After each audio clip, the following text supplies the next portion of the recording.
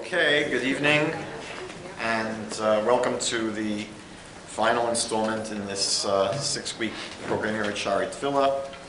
The topic for tonight is the power of persuasion, and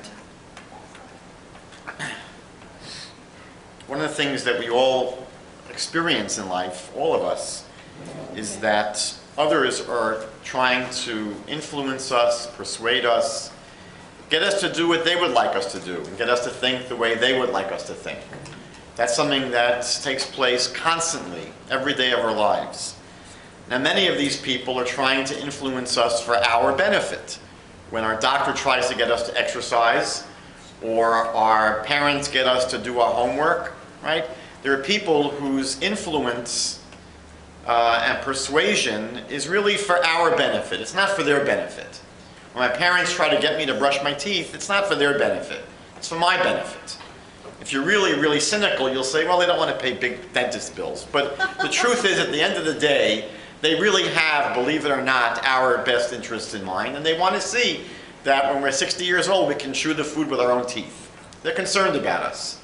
So there are all kinds of people in the world, our teachers, our good friends, our doctors, our parents, right? There's people that they will try to influence us, but it's for our benefit. On the other hand, there are lots and lots of people in our lives, usually as we get older, who are trying to influence us, but not for our benefit, for their benefit. So the advertiser, the salesperson, is not really that concerned that their product is the very best product on the planet for you. Their major concern is selling their product. And whether it's good for you or not is not the most important thing to them. A politician is interested in getting your vote. They are campaigning, they would like your vote. They may not be the best candidate for your interests. But the job of the politician is to get votes. And if you're an attorney and you're defending a client, your interest as a defense attorney is not in whether or not your client is guilty. Your interest as a defense attorney, as a counselor working to defend clients, is to get the jury to agree that your client is innocent. And so your job is to influence the people on the jury. Your job is not to try to determine who's right and who's wrong. And so throughout our lives, we're constantly meeting people who are trying to sell us, trying to influence us, trying to persuade us, trying to get us to think the way they would like us to think, trying to get us to act and behave the way they would like us to act and behave. And sometimes the very most dangerous kinds of manipulators are cult recruiters, people that are trying to recruit us into their organization that ultimately may be very destructive to our lives. Now, oftentimes the downside, the result of a faulty decision is not that great. If you buy a $25 gadget that you saw on an infomercial on television that's supposed to chop and dice and slice and do everything miraculously in 3 seconds, and you got a lemon, it doesn't really work that well, so you threw $25 out the window. But if you joined Jim Jones' People's Temple in the 1970s, there was a very good chance you would have ended up killing yourself. If you joined other groups, there's a very good chance you're going to be giving them quite a bit of your money and a lot of your time. Things that you probably wouldn't do otherwise had you made a fully conscious, informed decision. And so tonight what we're going to try to explore are the ways in which the dynamics in which other people are able to influence our thinking and our behavior.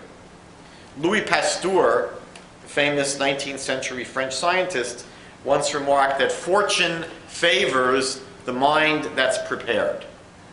Fortune favors the mind that's prepared. And therefore, what we're hoping to do in a talk like this is to really become more familiar with the techniques of those people who are out to influence and persuade and manipulate us. Now, who can be influenced? At the end of the day, who is able to be influenced? And the answer is very simple. Every single person on the planet. Every one of us is able to be influenced. When? So it's when two things come together. When manipulative techniques are brought to bear on people who are vulnerable. When you put these two things together, you have a recipe for disaster. You have a person who is vulnerable and they encounter techniques that are designed to be tricky and manipulative and deceptive.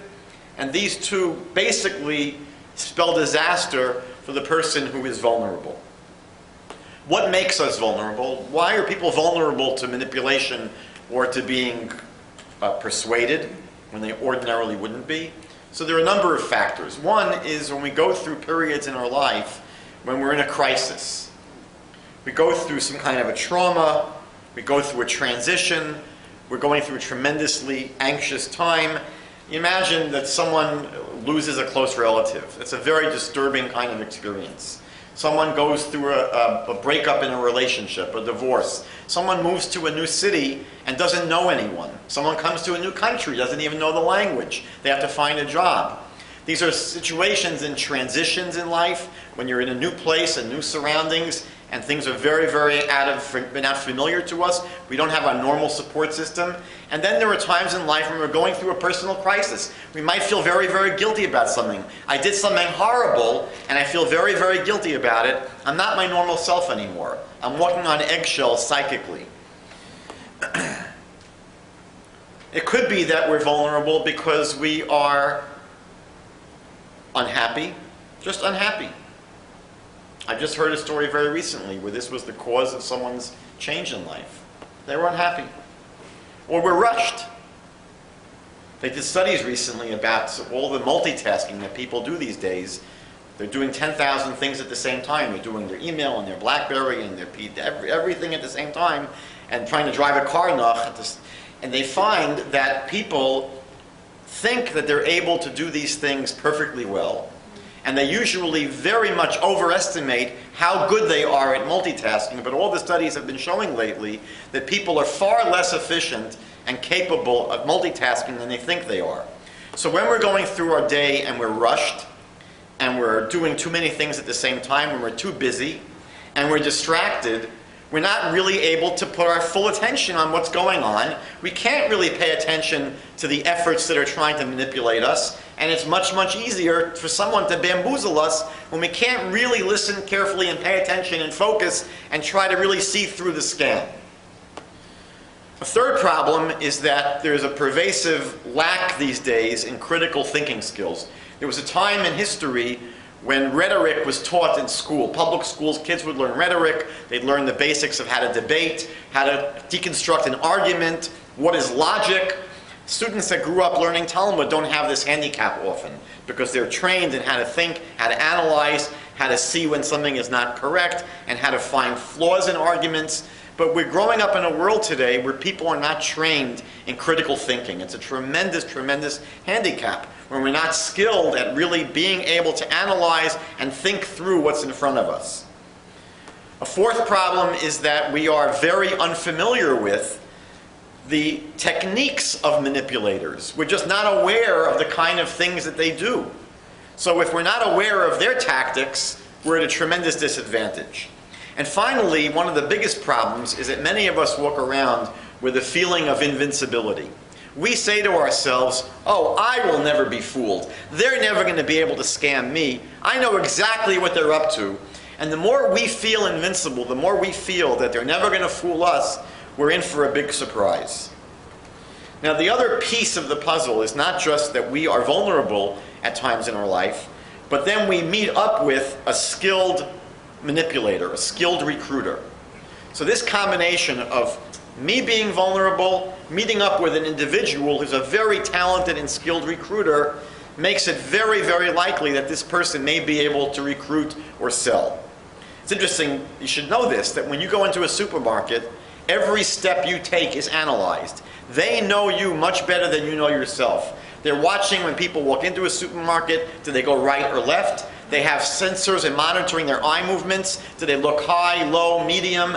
They are following us like mice in a cage, and they're studying our every move. And so they have people who specialize in the placement of products and where to put displays and how high and how low.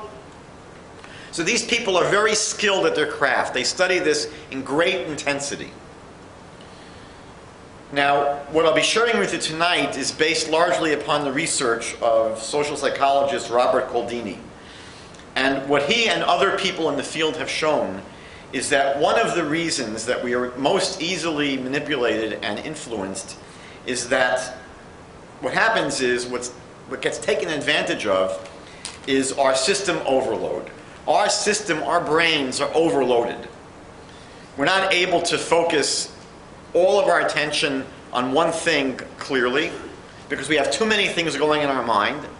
So what happens is manipulators and influencers and persuaders basically take advantage of our brain's inability to think clearly. We should realize that we're living in an increasingly complex world. The world we're living in today is much different than it was 500 years ago. It's even much different than it was 50 years ago. I grew up at a time when there were 3 television stations when I was a kid. Today, people on the televisions have between 500 and 1,000 stations on the television to watch. I don't know how in the world people figure out what to watch. And I just tried researching this recently. I remember getting on the internet when it first started, I don't know how many years ago, 20 years ago, 15 years ago. Back then you could probably manage with something less powerful than a 386. Try operating a computer today like you had 15 years ago. They think that today there are probably well over 155 million websites. I saw some figures that went way beyond that. And interestingly, they think there might be 19 billion pages today on the internet, although Microsoft claims that there are over 1 trillion pages on the internet. So we're looking at a world where there's just so much information, so much to read, so much to look at, and it's all coming at us. Every day you've got 100 emails to look at, you've got 25 messages on your Facebook, you got your BlackBerry, and you got your telephone answering machine. There's just so much information that's bombarding us. We have all these commercials that we see on the street sign and the newspapers and the radio and the television. We're bombarded with information and with people clamoring for our attention. You know that they design shopping centers so that we'll get lost. It's purposely designed so you won't be able to find your way around easily, so you'll be sticking around longer and maybe seeing their stores. But it's all a game to try to capture our attention, to get us to look at what they want us to look at. I remember when I was a teenager, I saw a wonderful film with Robin Williams called Moscow on the Hudson. He was a Russian musician that defected to the West. And, you know, he grew up in a country. I was in Russia in 1990 when it wasn't as bad as when he was living there. But I remember seeing a store, and there was a long line of people in front of the store. And I asked someone on the line, what are you waiting online for? They didn't know. But they figured if there's a line, there must be something to buy, so they were waiting. And you'd often go into a store, and there was almost nothing on the shelf. I went to a shoe store in the GUM. There were 3 pairs of shoes on the shelves there. So here, Robin Williams is coming from a country where there was nothing. And he walks for the first time into his life this wonderful scene into an American supermarket. And he walks into the coffee aisle, and he's looking, U-Ban, chock full of nuts, Nescafe, Maxwell House, and he's reading brand after brand after brand. And he finally faints and collapses on the floor. He's so dizzy from all these choices. So that's the kind of world we're living in. They did a study recently that found that we encounter more information in 1 week of the New York Times than a person digested in an entire lifetime in the 16th century. We encounter more information just in the newspapers we read during 1 week of our life than people would encounter over an entire lifetime in the 16th century. And the problem is that it's impossible. We can't analyze and digest and look at and consider everything that comes in front of us. We just can't do it all. I know that I have to exercise my option of deleting 90% of my emails. They might look interesting. I just don't have the time. I can't do it all. We have to prioritize. We've got to do these ways, these shortcuts, finding ways to cut through all the stuff that we have to encounter all day long. So what we do is we use a technique in our lives. We're not aware of this, but we do something that pilots use when they're flying. You know, if you're driving a car from here to Thornhill, you got to be very careful. You could have some Michigan pulling out right in front of you. He didn't signal. Right? You got to be very, very careful. You're going 50 kilometers an hour, 60 kilometers an hour in a vehicle that weighs 2,000 pounds, and it's dangerous. So we're driving, and we know that any distraction is very, very dangerous. We know what happens when people are texting when they're driving. It increases the probability of an accident tenfold, 20-fold. So imagine someone is flying a jet plane. So you would think if you have to be careful in a car, so all the more so in a jet plane when you have 300 passengers. So imagine someone's flying from here to Sydney, Australia. That's a very long flight. And you would think they're going to look very carefully to make sure there's no mountain coming in front of them. You know, you got to steer properly. You can't go. If you go 1 degree off course, you're going to end up in Japan, not in Australia. So it's tough to fly an airplane, a jet. It's not easy. So we know that it's totally impossible for a pilot to sit there for 17 hours, that's as long as it takes to get to Australia, and to sit out the window looking like this flying the plane, because their back's going to get tired, their arms are going to get tired, they're going to get sleepy, they're going to have to go to the bathroom. You can't do it. So we know, thank God, they don't have to sit and look out the window and fly the plane like we drive a car. They have a very handy tool called automatic pilot. An automatic pilot is basically a computer. It's a computer program. And what they do is they program into the computer, we're leaving from Toronto, Ontario. We're going to Sydney, Australia. We're going to fly at an altitude of 30,000 feet or whatever the altitude is. We're going to go at 500 miles an hour, and these are the weather conditions. And you program the automatic pilot, and believe it or not, it will fly the plane and it'll land the plane. It'll do everything. It's an incredibly handy tool. Now, we all know that we would not be happy if the pilot and the assistant pilot engaged the autopilot, and then they came into the back of the plane to watch videos like you did. No one's going to be happy, because we all know that a lot of things can happen. We know that every program, every computer, it could crash. The computer could crash, or the conditions could change. They programmed in that these are the weather conditions. They didn't know that over the Pacific Ocean there's going to be a major storm that was unexpected. So you just can't keep the program running the way it was originally. You have to reprogram the automatic pilot sometimes. Or worse things can happen. We know that not only can computers crash, we know that computers can be hacked into. Sometimes our government computers are hacked into. The Pentagon was hacked into. So if they can hack into the Pentagon, you don't think they can hack into a plane's computer system? So it's possible for this amazingly helpful tool to be used against us. And so the pilot doesn't have the ability to just leave the cockpit and come into the back of the plane and take a nap for 15 hours. They've got to watch this automatic pilot very, very carefully. And so what happens is we use automatic pilots for our brain all the time. Because our world is so complicated, because our life is so overburdened with information, we can't sit and look at every little thing carefully, so we use mental shortcuts. We use shortcuts that allow us to sort of get through this information in an easier way. It's like an automatic pilot, but the problem is we often just rely on the automatic pilot. We don't realize that there are people who know that we're using an automatic pilot, and they will take advantage of it and use it against us. So the premise of tonight's talk is that our brain, thank God, has very useful techniques to use to make our life easier, but we have to realize that these are just tools, and if we don't watch these tools carefully, if we don't manage these tools carefully, they can be turned against us. I'll show you a very simple example of this. Everyone see this sign? What did the sign say? So if you say that it said, please keep off the grass, how many people saw that? So that's actually good, even though you got it wrong. That's not what it says, but it's very good that you got it wrong. Why? Because when you think about it, when we first learn how to read, we learn how to read, if you can remember back then, we read one word at a time. Right? Remember you were reading Dick and Jane books? Yeah. You wouldn't read the whole book in 30 seconds. It would take you forever. See the ball. See the girl. It wasn't the way you want to keep on reading. So what happens is as we get older and more skilled, we learn how to read more quickly.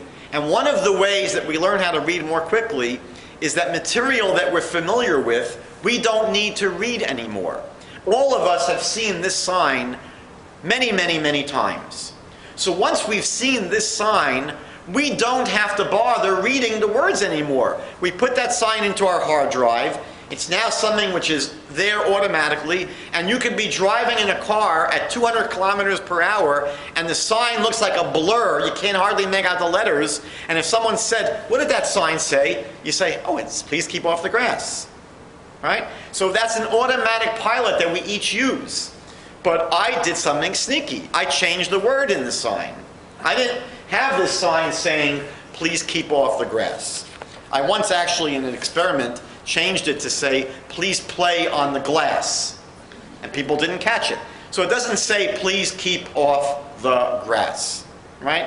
You can all see that it says something else. It says, "Please keep off the grass." Okay, it's not a major distinction, but those of you who read it properly read it improperly. Right? Because we don't bother reading these words anymore. Thank God. We don't have to bother actually reading everything and checking out everything in our lives, because we have a big vault that's our automatic pilot hard drive. That's information that's accessible, and it's easily accessible because we've been there, we did that. I don't need to go over that material again.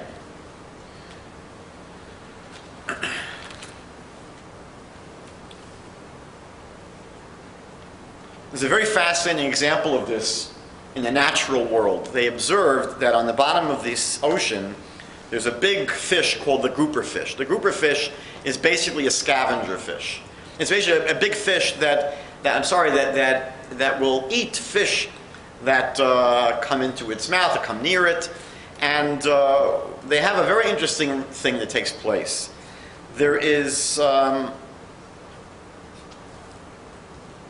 There's a fish that's called the, I forget the name of the fish.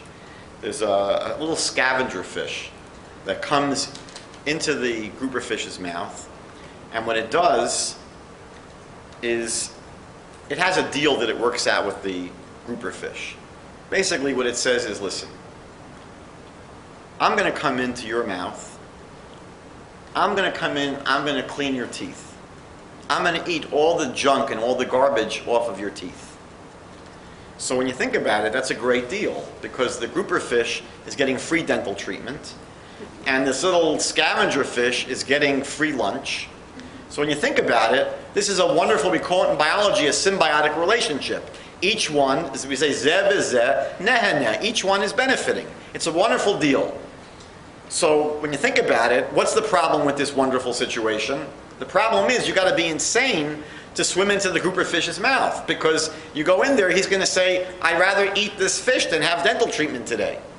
So no one is going to be so foolish as to swim into the grouper fish's mouth. So what happened in this situation was the scavenger fish basically learned to do a dance in the water.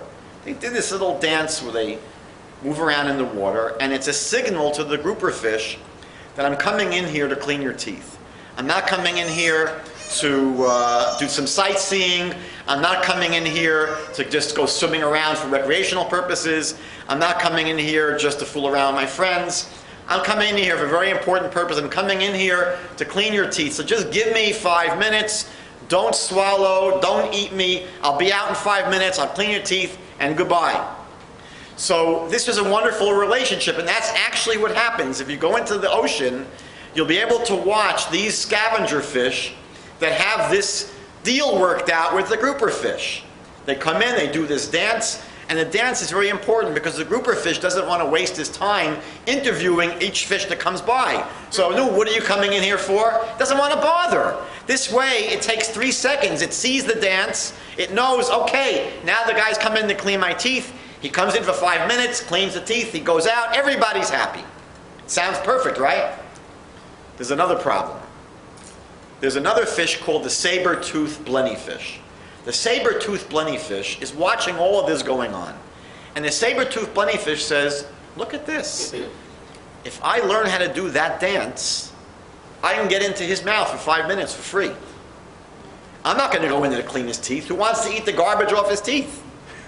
I got much better stuff to do in there. So the saber-toothed blenny would imitate this dance, which is basically the automatic pilot for the grouper fish. The grouper fish isn't asking big questions. The grouper fish has an automatic pilot. It sees this dance. It opens its mouth for 5 minutes. And the saber-toothed blenny swims in, and he eats the tonsils, and he eats the roof of the mouth, and he eats the cheeks. He has a delicious meal. And then he swims out, and he's laughing. Goodbye. This kind of behavior, where basically we make our entire decision based upon a single, isolated, superficial behavior. We don't really deeply analyze. We have like a cue, a signal that's very superficial. It's an isolated feature. One single clue, and we base everything on it, and that's what happens. Normally, it works for us. But many times we are taken advantage of.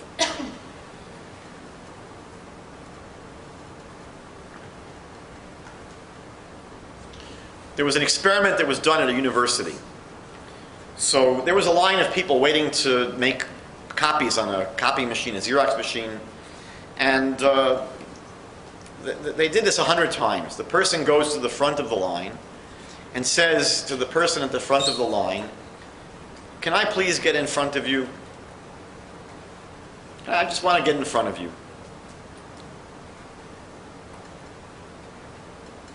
They didn't have 500 copies to make. They had maybe 3 or 4 copies. So they found that when they just asked to get in front, about 60% of the people would say, "Fine, you can get in front, no problem." They did the experiment again, but this time, 100 times the person said, "Can I please get in front of you? I've got a really, really important doctor's appointment downtown that I'm late for." So now, they weren't just asking to get in front. Now they were giving an important reason. So now they found that 94% of the people would say, "Sure, you can get in front, no problem." That's reasonable, right? It makes sense. If they're just saying, "Let me get in front of you," okay, 60% are nice people.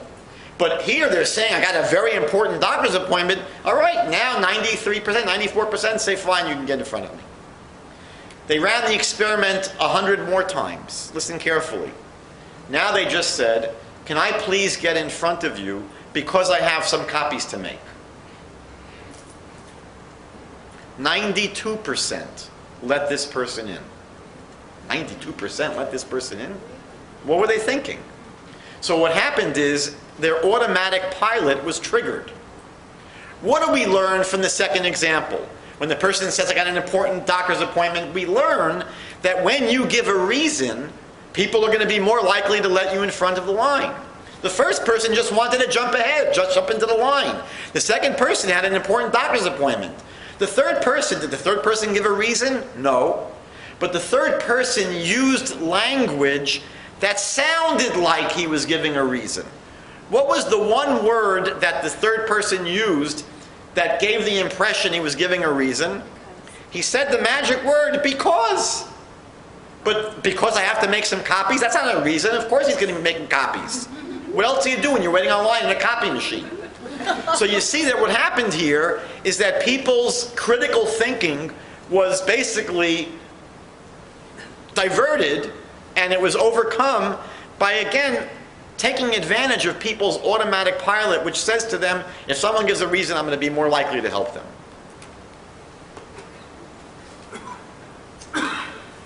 There's another story, an amazing story. Caldini, who I mentioned before, had a friend who had an Indian jewelry store in Arizona. And they received a big shipment of turquoise jewelry right at the height of the tourist season. So they have all this jewelry, turquoise jewelry, at the height of the tourist season, and they couldn't sell any of it. They couldn't sell it. And they were upset. The owner of the store was going out of town, so the owner left the person in charge of the store a note saying, "Just sell everything at 1/2. Sell everything at 1/2.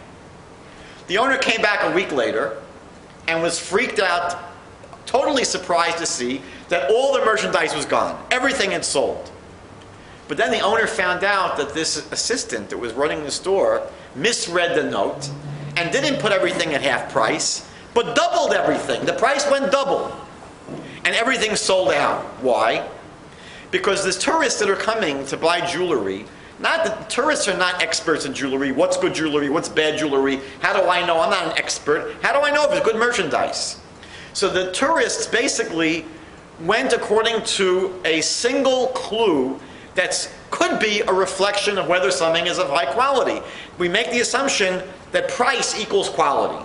So if it's expensive, it's got to be good.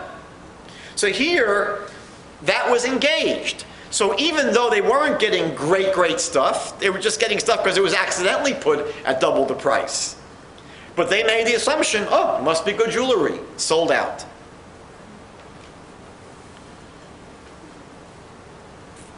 What we're going to do tonight, hopefully in the 25 minutes we have, is look at the 6 basic areas that Cialdini and other researchers identified as those basic tendencies in human behavior that can be used to generate compliance. Those 6 areas are reciprocation, consistency, social validation, scarcity, liking, and authority. God's help, we'll try to go through these quickly. Reciprocation is one of the basic rules of human interaction. Societies couldn't function unless we had this rule of society which says, if I do something for you, you really should do something for me. That's the way normal relationships get built. Friendships get built on this principle. It just makes sense to us. We know that it just makes sense. If someone has done so many nice things for us, we should do something good for them. They found, for example, that the group Hare Krishna, that would call itself many times ISKCON, were able to double the donations that they received from people they asked money for. They would ask people for money, begging for money. And at one point they realized they were able to double the donations. How? By just giving something away for free. Now what were they giving away something for free? Nothing. It was a little tiny American paper flag. This big, a paper American flag printed on someone's lapel. What was it worth? 1/billionth of a penny. But it engages the principle that if I give you something, you should give me something. Now that principle makes sense. But what we don't usually evaluate is, well, did they give me something of value? Is it really worthwhile? So once they engage that rule, the rule actually works. They're taking advantage of this principle of reciprocation. And it doesn't only work when you give people physical gifts. It also involves concessions that we make to other people. I'll give you an amazing example. There was an experiment done in the 70s when passerby on the street were stopped and asked if they would volunteer to chaperone juvenile delinquents at a detention center for a day trip to the zoo. Would you be willing to go and take these juvenile delinquents to the zoo for the entire day? How many people out of 100 people willing to do that on the street? They found that 17% were willing to do it. That's pretty good as far as I'm concerned. 17% were willing to take these juvenile delinquents to the zoo for the day.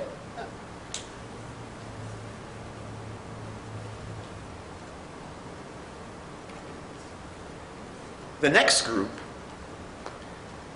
they asked if they would volunteer as unpaid counselors at a detention center for 2 hours a week for the next 2 years. Now, how many people do you think would agree to that? The answer was none. But then they immediately asked these people, would you be willing to chaperone these kids to the zoo for the whole day? And it went up from 17% to 50%. Now 50% were willing to take this activity on that only 17% did previously. Why? Because the person has made a concession. They've been reasonable. They've dropped their request. So if they've given me something, I'm going to give back. Right? Now, the truth is they've given you nothing. They began by making a ridiculously high request, and then they came down. But you can see how this principle of reciprocation is engaged, and it takes place all the time in the world we live in. A second principle of manipulation is consistency. Consistency means that we like to see ourselves behaving consistently, and more importantly, we like to be seen by others as behaving consistently. Weight Watchers uses this principle. It's much more effective for you to declare in front of a group of people, I will lose 10 pounds in the next 3 months, rather than to have this idea in your head. Because when you make the declaration in front of a group of people, you will probably try to act consistently with what you've put out publicly. So they found an interesting thing took place. There was a major restaurant in Chicago that had problems with customers who would make reservations and not show up. They had a big problem with people who were doing this. and they had a big no-show rate. So the manager of the restaurant discovered a way of reducing the no-show rate by 30%. He knocked it down by 30%. How? What they did was when people called to make reservations, they would say, please call us if you change your plans. That's all they would say. Please call us if you change your plans. Now the manager had people say, will you please call if your plans change?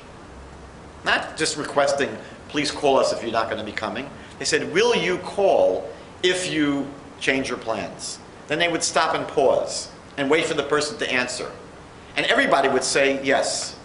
Well, once they made that statement publicly, that I'm going to behave in a certain way, they wanted to behave consistently with the way they acted originally. And the no-show rate diminished by 30%. At Bar Ilan University, they were able to show that donations for a handicapped charity in certain neighborhoods were able to be doubled. They were able to double the donations they received for this organization helping people with handicaps. How? 2 weeks before they went asking for the donations, they would ask people to sign a petition supporting the rights of the handicapped. So once a person made an action, did something in the direction of being concerned about the handicapped, they wanted to act consistently with that, and donations doubled. There was an incredible study done in California. They asked homeowners in California, in a beautiful area with expensive homes, would you be willing to put a billboard with a public service announcement in your front lawn? Imagine you have a beautiful house here in Toronto, and someone asks you to put up a billboard, right, with some public service announcement on your front lawn. Very few people are going to say yes. They found that 83% of the people asked said no. 83% no, I'm not going to do that. But 76% of another group that was asked the same question said yes. Why would it go from basically 17% to 76%, an increase? Because the second group that went up to 76% had been asked 3 weeks earlier, would you be willing to put this little sticker, this little bumper sticker in your window saying, please drive safely?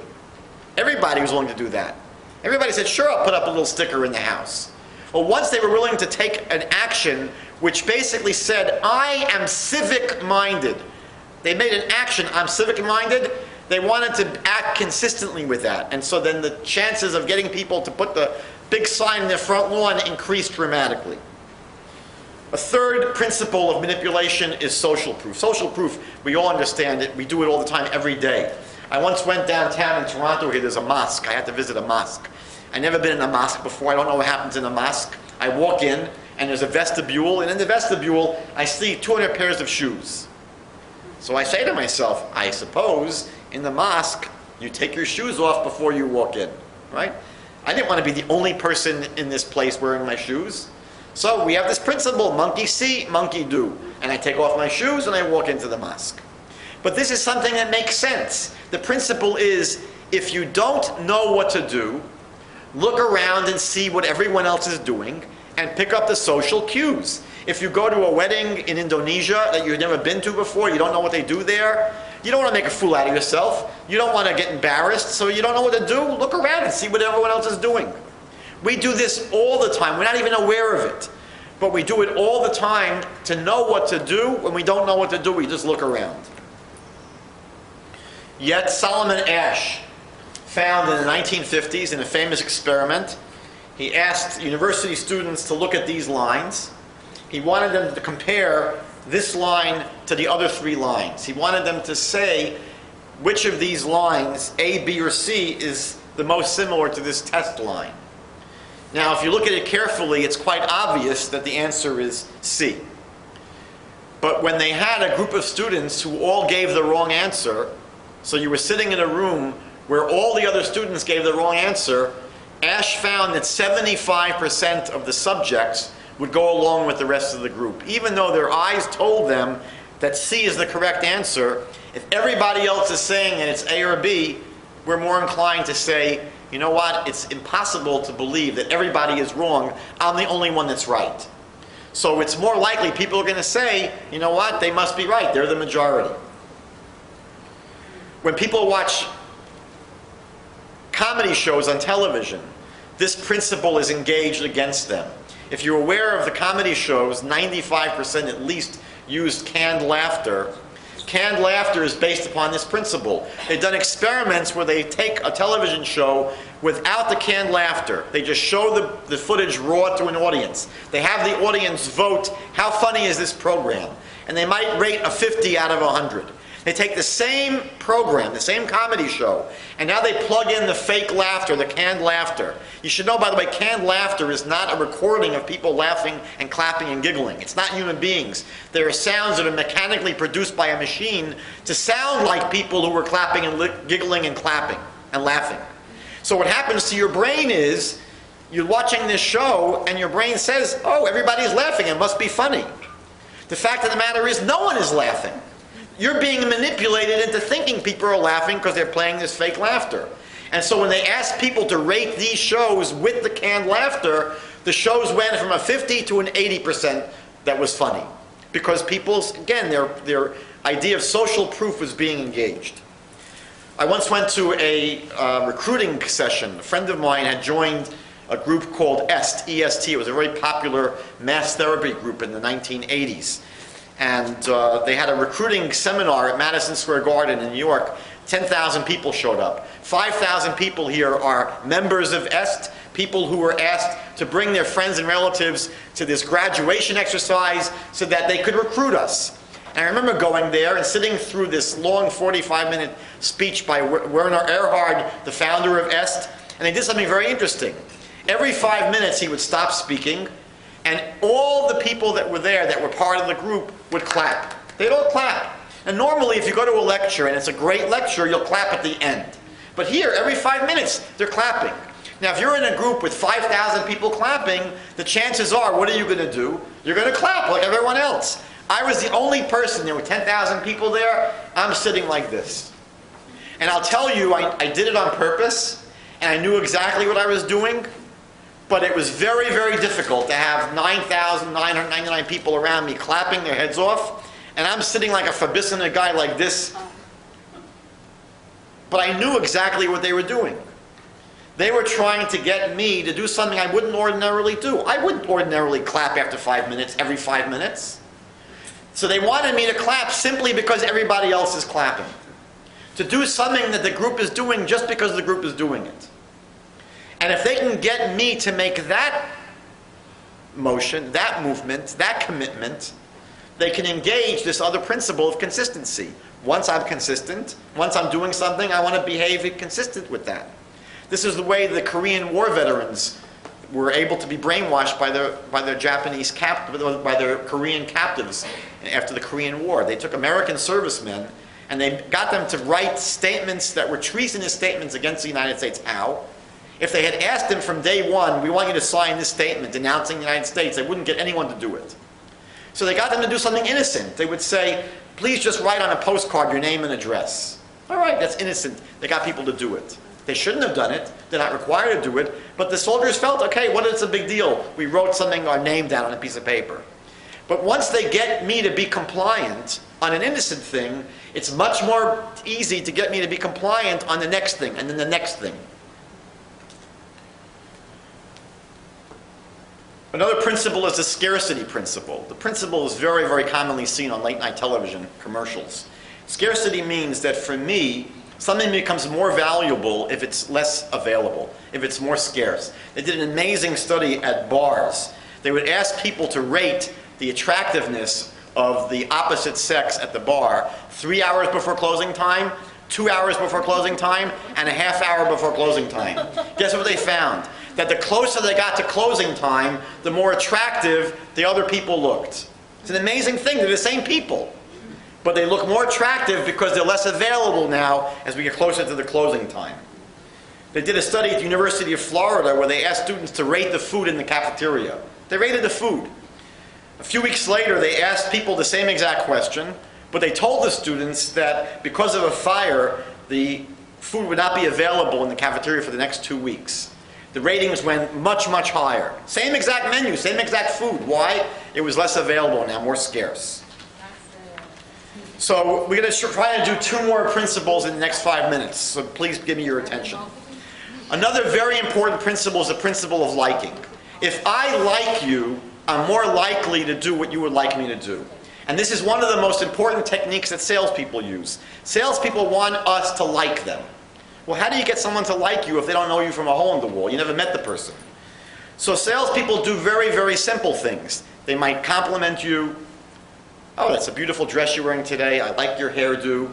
Very simple things to say that they may not mean at all, but by flattering people, we begin to like them. They may get your name and then use your name a few times.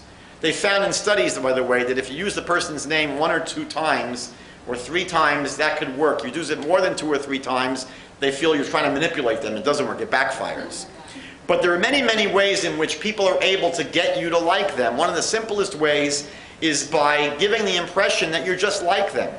I remember I had my first car was a yellow Datsun B210. What would happen? I was a teenager. Every time I passed another Datsun on the road, what would happen? Hey, wave and honk. The guy could be a Nazi. But I'm waving and honking because he's got the same car. He must be a great person, just like me. So what the salesperson wants to do is give you the impression they're just like you. So what salespeople will do is find things out about you. They might come to your office to sell life insurance, and they might see you on a picture on a fishing expedition. And they might talk about, they love to go hiking, they love to go outdoors. They don't want to be so obvious to say, oh, fishing, I love fishing. If you're coming to bring your used car to get another used car, and they open up the trunk and they see tackle equipment in the back, so they might say, oh, I can't wait. In a couple of weeks I have my vacation. We're going to go to Algonquin Park and do some camping. They're trying to say, you're an outdoors person, I'm an outdoors person. They might ask you where you're from. And you might say, oh, I'm from Florida. You say, Florida? My grandmother lives in Florida. Where are you from? I'm from New York. New York, my kid goes to school in New York. Where are you from? I'm from California. California, my sister is teaching in university there. Where are you from? I'm from Ottawa. Ottawa, my uncle used to live in Ottawa. Do you realize that no matter where you're from, they could just very well say they know someone from there? And again, it sounds like a very cheap thing. It's not insignificant. No, it's significant. Because if you have something in common with these people, you're more inclined to follow their lead. What they've done, which is amazing, is high-tech studies of how to convince people that you're just like them. So what people will do is they will mirror your body language. I remember Carol, who I work with, once came in, she had a sore throat after the weekend, and Carol was speaking to me like this, it's Monday morning, and what are we going to do? And after a half hour of speaking with Carol, I said, what am I whispering for? Because this is what people do. We basically mirror the people that we're with. They did a study. They would watch a couple, for example, who were very deeply in love. Let's say they're out for their wedding anniversary dinner. And they would notice that if one person, let's say, leans over, the other person would lean forward. If one person crosses their legs, the other person crosses their legs. If one person lowers their voice, the other person lowers their voice. This is a principle that if we really like people, if we're in sync with them, we tend to act as a mirror to them. So if you meet someone that you don't know from a hole in the wall, one of the easiest ways to get them to like you is to mirror them. Because their brain says, hey, this person I like, they're just like me. And this is a very powerful technique that we're able to lead people with this kind of mirroring. So it's very, very possible to basically manipulate people in ways that they're not even aware of. Neuro-linguistic programming, NLP, uses eye accessing cues.